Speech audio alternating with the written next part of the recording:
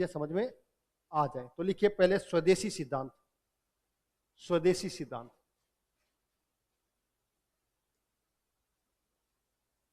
स्वदेशी सिद्धांत।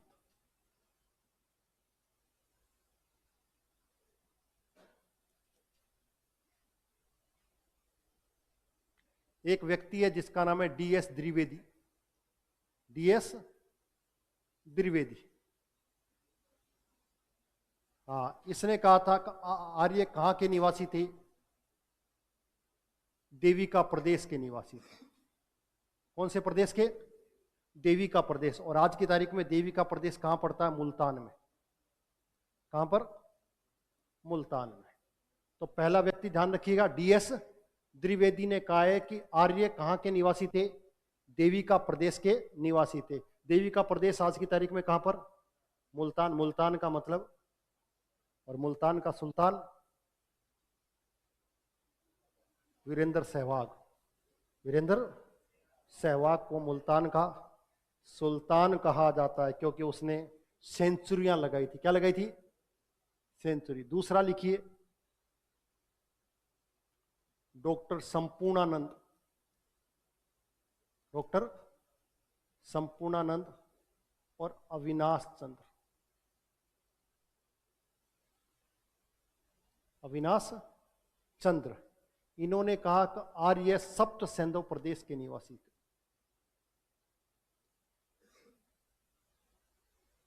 सप्त सैंधव प्रदेश के निवासी थे।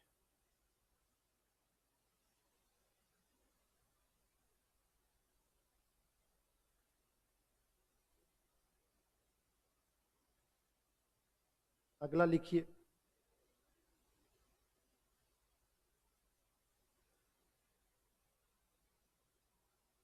गंगानाथ झा और दशरथ शर्मा। दशरथ शर्मा, इन्होंने कहा आर्य ब्रह्म ऋषि प्रदेश के निवासी थे। ब्रह्म ऋषि प्रदेश के निवासी थे।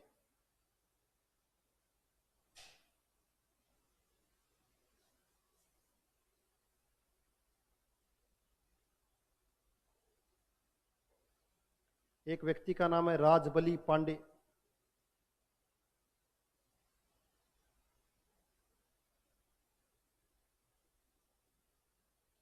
राजबली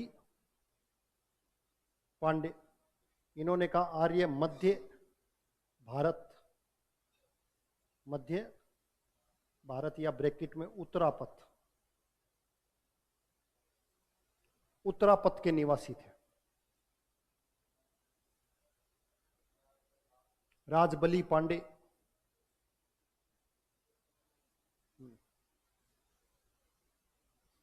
इसके अलावा एक नाम आपको भी मैंने बताया था, दयानंद सरस्वती।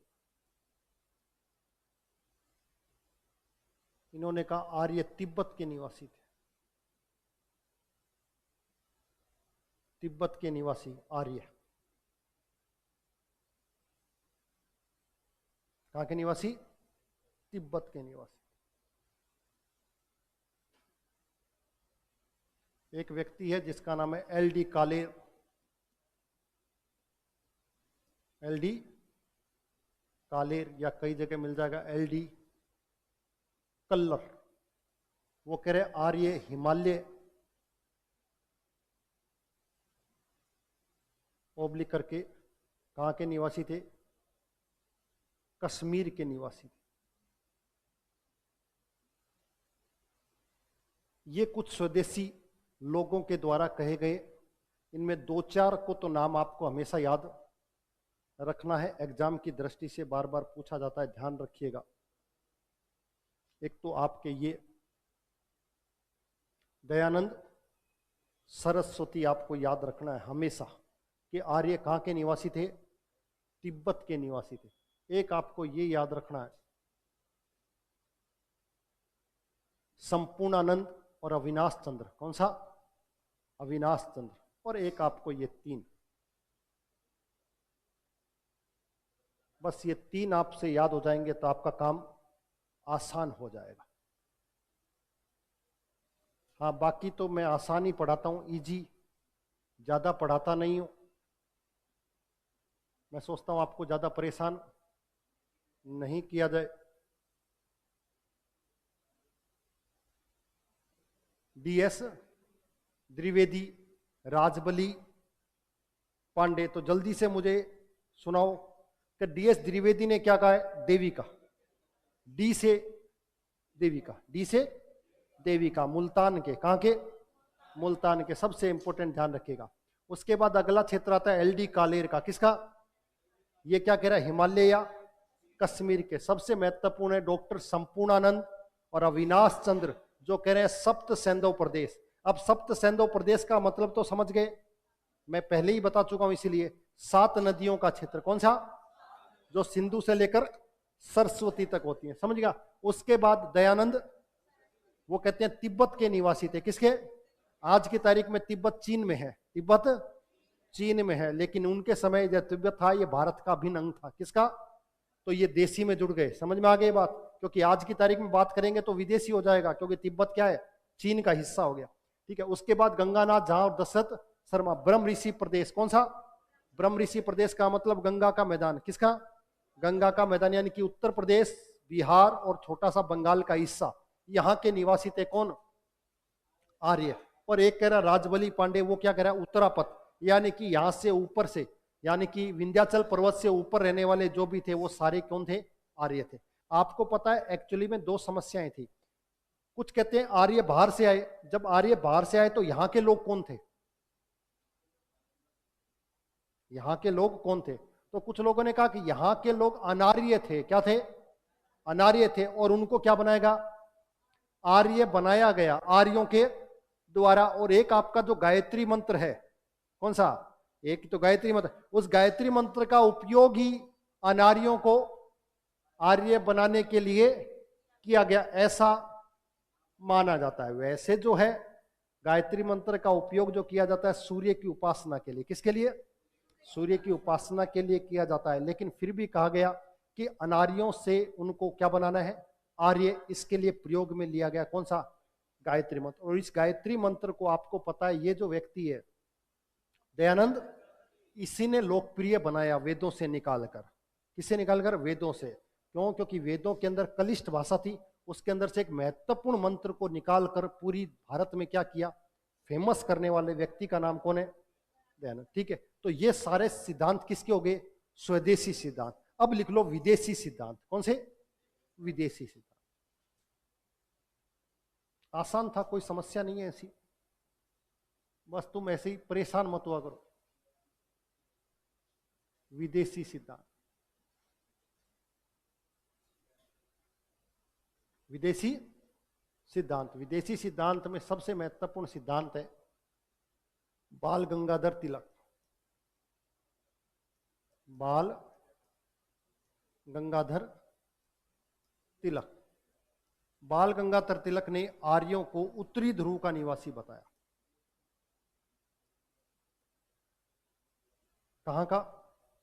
उत्तरी ध्रुव का निवासी। ध्यान रखिएगा, पूछ लिया जाता।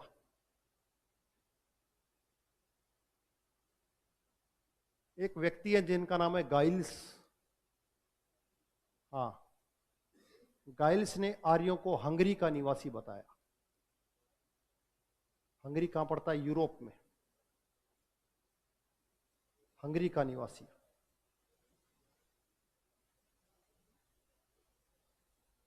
हंगरी का निवासी बताया। ठीक है।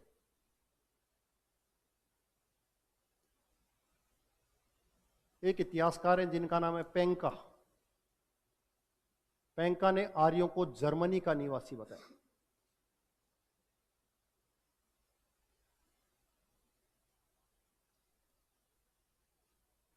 जर्मनी का निवासी बताया। एक व्यक्तित्व है जिसका नाम है नेहरिंग। नेहरिंग ने आर्यों को रूस का निवासी बताया।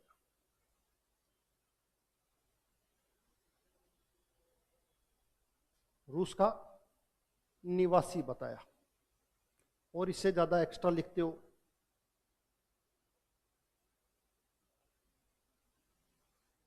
एक व्यक्ति है जिनका नाम है ओल्डनबर्ग, ओल्डनबर्ग, इन्होंने इसे पामीर के पठार का निवासी बताया। पामीर के पठार का निवासी बताया। ये कुछ विदेशी फैक्ट आपको पता होने चाहिए, और इसमें सबसे महत्वपूर्ण है जो मैंने अभी बताया नहीं, आपको ध्यान रखिएगा। सबसे इंपॉर्टेंट,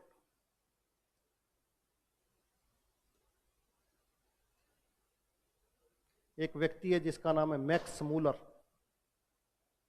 मैक्स मूलर, उन्होंने आर्यों को मध्य एशिया का निवासी बताया। मध्य एशिया का निवासी, और सबसे प्रमाणिक मत भी यही है।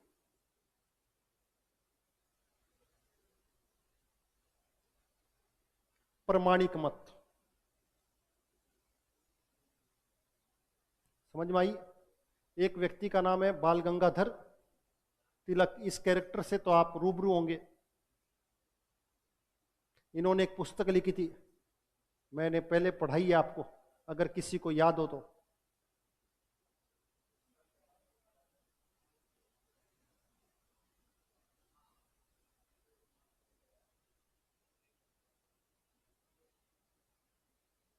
Arctic of Vedas, Arctic of Vedas.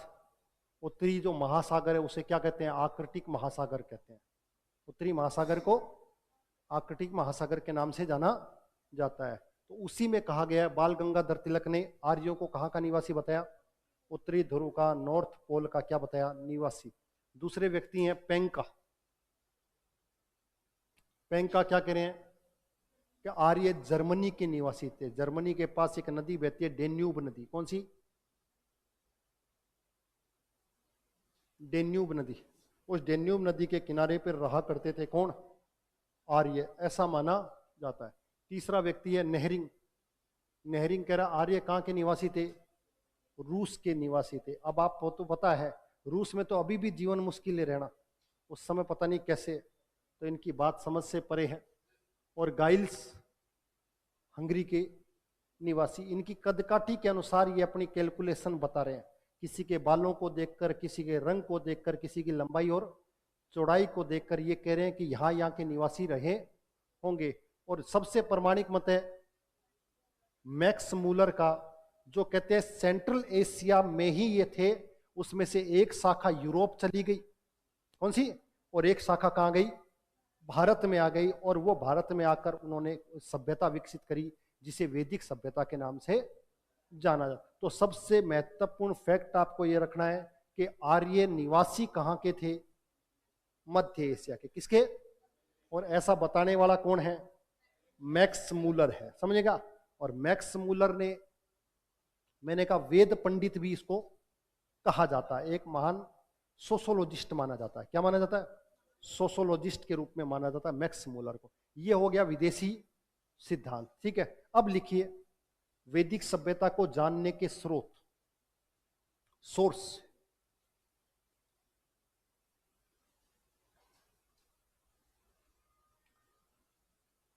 जानकारी के, हाँ, हमें जानकारी कैसी मिली? किसकी? वैदिक सभ्यता की। तो वैदिक सभ्यता की जानकारी के दो सोर्स हैं। एक है आर्कोलॉजिकल एविडेंस, जिसे आप कहते हो पुरातात्विक।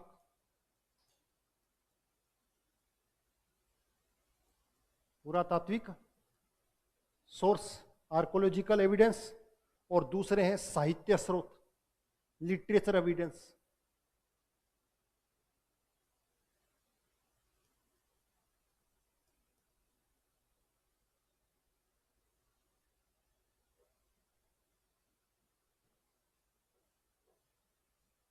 पुरातात्विक का मतलब हमको जो एविडेंस मिले हैं आर्कोलॉजिकल साइट से, उसके आधार पर हम बताएंगे किसके बारे में? सिंधु घाटी, सॉरी, वैदिक सभ्यता के बारे में। और दूसरा कौन सा है? साहित्य में हमको मिलेंगे वेद। क्या मिलेंगे? और वेदों से हमें जानकारी मिली है किसकी?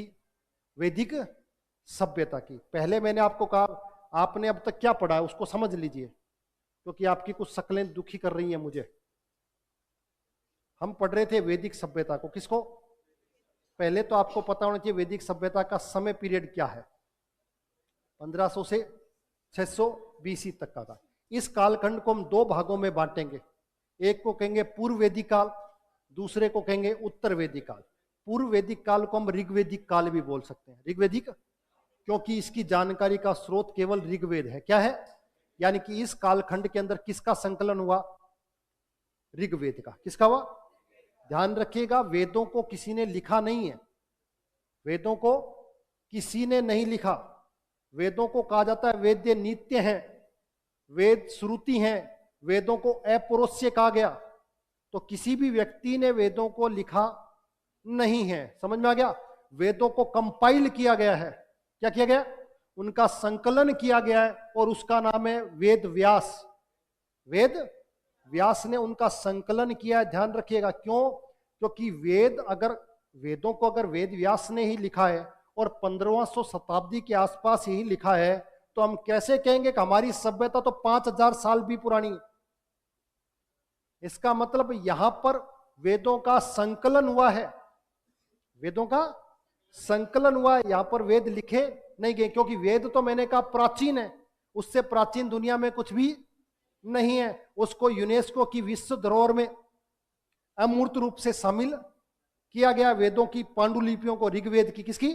ऋग्वेद की पांडुलिपियों को सुरक्षित रखा गया, क्योंकि उन्हें विश्व का सबसे प्राचीनतम ओल्डेस्ट लिटरेचर माना जाता है। समझ में आ गई बात? तो अब आप कहोगे ऐसा कैसे हो गया? तो मैंने आपको एक चीज बताई थी कि जैसे आप दादी से और दादी की दादी से कुछ कहानियां सुनते हो, वो सुन सुनकर, तो वेदों को श्रुति कहा गया कि एक पीढ़ी से दूसरी पीढ़ी, दूसरी पीढ़ी से तीसरी पीढ़ी में लगातार आती रही। और जब लोगों को लिपि का ज्ञान हुआ, किसका? लिखने का ज्ञान हुआ, तब उनका संकलन कर दिया गया। अपौरुषेय का मतलब समझिए, पुरुष के द्वारा लिखा नहीं गया, जो ज्ञान था उसको केवल लिख दिया गया और अपनी तरफ से उसमें कुछ शामिल नहीं किया गया, इसलिए उसको ऑथेंटिक माना जाता है। समझ में आ गई बात? अब वेदों की जानकारी के स्रोत हैं, दो काल हो गए। अब इनके निर्माता कौन है? आर्यों को माना जाता है, कोई समस्या ही नहीं है इसकी। तो आर्य नाम क्या है? भाषा सूचक, लैंग्वेज को सिंबल करता है, न किसी कास्ट को सिंबल करता है। और इसका अर्थ क्या होता है? सर्वप्रथम जानकारी कहां से मिल रही है? और वैसे सामान्य रूप से जानकारी देने वाला व्यक्ति कौन है? मैक्स मूलर है। कौन है? मैक्स मूलर है। इसको हम पढ़ते हैं साहब, लेकिन आपको पता होना चाहिए कि अगर मैक्स मूलर को हम इतना तवज्जो दे रहे हैं, तो हमें तवज्जो दयानंद सरस्वती को देनी चाहिए। किसको? लेकिन मैंने कहा इतिहास लिख दिया गया, हमको उसको पढ़ना ही पड़ता है। इसको वेद पंडित कह रहे हैं, कैसे कह रहे हैं? इसको क्या पता है वेदों का? लेकिन लिख दिया गया तो वेद पंडित मान लिया गया, मजबूरी है हमारी। ठीक है, विस्तार और उद्भव। तो वैदिक सभ्यता के समय पता लग गया, उसके निर्माता पता लगे। अब निर्माता कौन थे? तो बाहर से आए थे या स्वदेशी थे? तो दो तरह के तर्क हैं, एक कहता है बाहर से आए थे और एक कहते हैं यहीं के निवासी थे। जो यहीं के निवासी थे उनके कुछ सिद्धांत है। DS द्विवेदी ने कहा देविका प्रदेश से, LD कालेर कह रहा है हिमालय और कश्मीर से, संपूर्णानंद क्या कह रहा है? दयानंद सरस्वती तिब्बत से कह रहा है, गंगानाथ झा और दशरथ शर्मा राजबली पांडे यहां से कह रहा है। विदेशी का सिद्धांत देखिए, बाल गंगाधर तिलक उत्तरी ध्रुव से कह रहा है, पेंका जर्मनी से कह रहा है, नेहरिंग रूस से कह रहा है, गाइल्स हंगरी का, ओल्डनबर्ग पामीर का लिखा रहा है। और इंपॉर्टेंट कौन सा है? मैक्स मूलर क्या कह रहा है? तो मैक्स मूलर को याद रखें, दयानंद सरस्वती को याद रखें, बाल गंगाधर तिलक को। ये तीन तो मिनिमम आपको पता होने चाहिए। इसके अलावा सप्त सिंधु प्रदेश और साथ में गंगानाथ झा वाला ब्रह्म ऋषि प्रदेश, ये 4 या 5 फैक्ट आपको पता होने चाहिए। अब इस वैदिक सभ्यता की जानकारी कैसे मिल रही है हमको? तो उस जानकारी के दो तरह के एविडेंस हैं, एक पुरातात्विक एविडेंस और एक साहित्य। पुरातात्विक एविडेंस के अंदर दो तरह की चीजें आएंगी। एक को कहा जाएगा शिलालेख। कौन से? शिलालेख। और एक को कहा जाएगा मृद भांड, मिट्टी के बर्तन। इन दोनों से जानकारी मिली किसकी? सिंधु वो वैदिक सभ्यता की। दूसरी कौन सी है? साहित्य में एक आएगा वेद, एक आएंगे उपनिषद, एक आएंगे ब्राह्मण और एक आएंगे आरण्यक।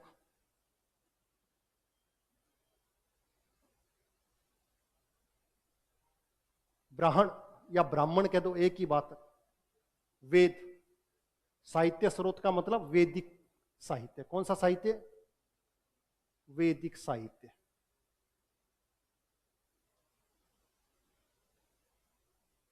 ठीक है, अब इनको एक एक को अपने को पढ़ना है। किसको? वेदों को और इनको। शिलालेख के अंदर जनरली चीज पढ़नी है कि शिलालेख दो जगह से मिला है, जिसमें एक मुख्य शिलालेख है जिसका नाम है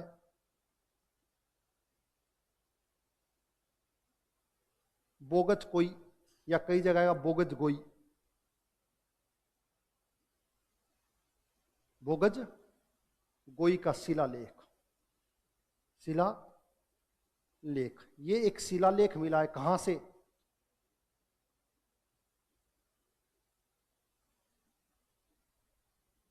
एशिया माइनर से, यानी कि एक शिलालेख मिला है। कहां से? बोगज कोई से। कहां से?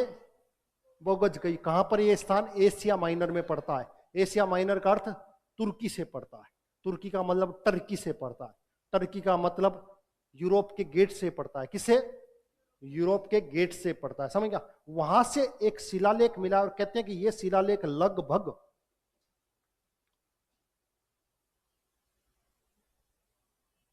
1400 BC पुराना माना जाता है। कितना? 1400 BC पुराना यह शिलालेख माना। अब इसका संबंध वैदिक सभ्यता से कैसे हो सकता है? हम कैसे माने? तो कहते थे कि यहां पर दो कबीले थे। कौन से? और उन कबीलों में हमेशा संघर्ष रहता था, लड़ाई रहती थी। समझ में क्या? और वो दो कबीले थे, एक का नाम था हित्ती और एक का नाम था मितन्नी। कौन सी? इन दो कबीलों में हमेशा क्या रहती थी? संघर्ष रहता था। समझ गए? तो इन्होंने कहा कि ये हमेशा के लिए हमारा संघर्ष क्या हो? समाप्त हो जाए। समझ में क्या? इसके लिए इन्होंने एक संधि की। क्या करी? एक ट्रीटी करी। अब ट्रीटी करी तो एक चीज यहां से निकल कर आई। इसने जब ट्रीटी करी तो इसमें इन्होंने कुछ भगवानों को साक्षी रखा। क्या रखा? कि हम इन भगवानों का साक्षी लेकर कसम खाते हैं कि आज के बाद हम आपस में संघर्ष नहीं करेंगे। समझेगा? और उन जिनकी उन्होंने कसम खाई, वो जो भगवान थे,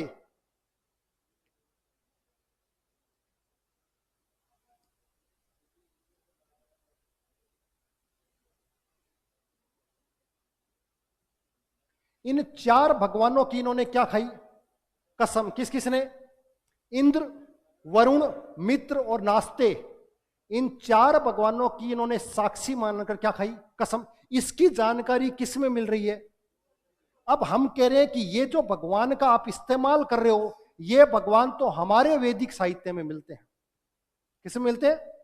हमारे वैदिक साहित्य में इनको देखने को मिलता है। इसका मतलब हमारा जो विस्तार था वो वहां तक था। कहां तक? तुर्की तक। कहां तक? क्योंकि तुर्की तक में मैंने आपको कहा कि जब वहां पर कोई लड़ाई हो रही है तो उन ईश्वरों की साक्ष्य माना जा रहा है जो ईश्वर आपके वैदिक साहित्य में मुख्य देवता हैं। जब आप कहोगे कि ऋग्वेद के अंदर जो 33 देवता हैं, कितने? आगे जाकर पढ़ोगे 33 देवता हैं। उन देवताओं में सबसे बड़े देवता के रूप में इंद्र है। कौन है? इंद्र है। इंद्र को सबसे ज्यादा मंत्र समर्पित किए गए हैं। समझ में आ गया? तो उस इंद्र की कल्पना कहां हो रही है? बोगज कोई से। कहां हो रही है? तो इसे प्राचीनतम वैदिक सभ्यता का सबसे प्राचीनतम एविडेंस माना जा रहा है। कौन सा एविडेंस? Archaeological evidence. कौन सा? ठीक है, बाकी कल चर्चा हम इस पर करेंगे और फिर इसके बाद इन पर विस्तृत चर्चा करेंगे। 4 वेद, उपनिषद, ब्राह्मण और आरण्य की गल, ठीक है। जो चीजें मैं आपको पढ़ा रहा हूं, मैं फिर आपको बोल चुका हूं, आपको इससे ज्यादा पढ़ने की आवश्यकता नहीं। आपका काम इससे आसानी से चल जाएगा और आपके एक सब्जेक्ट के अंदर आपका एक स्टेटस बहुत अच्छा हो जाए। लेकिन स्थिति वही है जो मैं पढ़ाता जा रहा हूं, पिछला कुछ याद नहीं है।